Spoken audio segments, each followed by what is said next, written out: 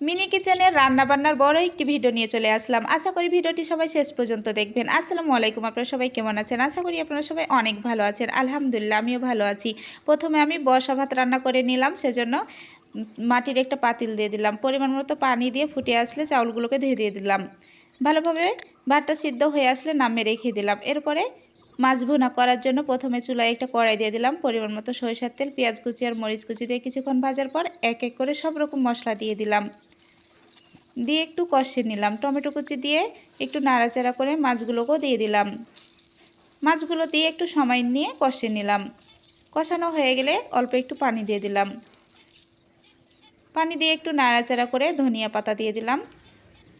ভালোভাবে সিদ্ধ হয়ে আসলে একটা প্লেটে ঢেলে নিলাম। এরপরে আমি ডিম ভুনা রান্না করে নিলাম। প্রথমে আমি চুলায় একটা কড়াই দিয়ে দিলাম। পরিমাণ মতো সরিষার তেল।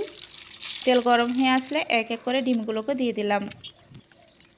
দিয়ে সব ডিমগুলোকেই ভালোভাবে ভেজে উঠিয়ে নিলাম। এরপরে পেঁয়াজ কুচি আর মরিচ কুচি দিয়ে একটু ভেজে নিলাম। এক এক করে মশলাগুলোকে দিয়ে ভালোভাবে কষিয়ে নিলাম। টমেটো কুচি দিয়ে দিলাম। দিয়ে একটু নাড়াচাড়া করে অল্প একটু পানি দিয়ে দিলাম। হালকা একটু সিদ্ধ হয়ে আসলে, মশলায় তেল ছেড়ে আসলে ডিমগুলোকে দিয়ে দিলাম। ডিমগুলো দিয়ে একটু নাড়াচাড়া করে ধনিয়া পাতা দিয়ে দিলাম। দিয়ে ভালোভাবে সিদ্ধ হয়ে আসলে একটা প্লেটে ঢেলে নিলাম। এরপরে আমি আমার বাগান থেকে পুঁইয়ের বিচি পেড়ে আলু দিয়ে ভাজি করলাম। ভালোভাবে কেটে দিয়ে পরিষ্কার করে নিলাম। চুলায় একটা পাতিল দিয়ে শাকগুলোকে দিয়ে দিলাম।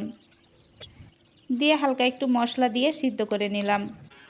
ভালোভাবে সিদ্ধ হয়ে আসলে নামিয়ে নিলাম। চুলায় একটা কড়াই দিয়ে পরিমাণ মতো সরিষার তেল দিয়ে পেঁয়াজ কুচি, মরিচ কুচি আর রসুন কুচি দিয়ে একটু ভেজে নিলাম।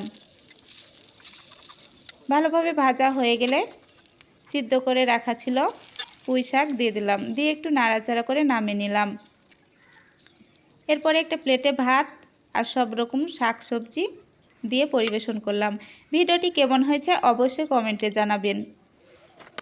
আর যদি ভালো লেগে থাকে লাইক, কমেন্ট, শেয়ার করতে ভুলবেন না। আল্লাহ হাফিজ।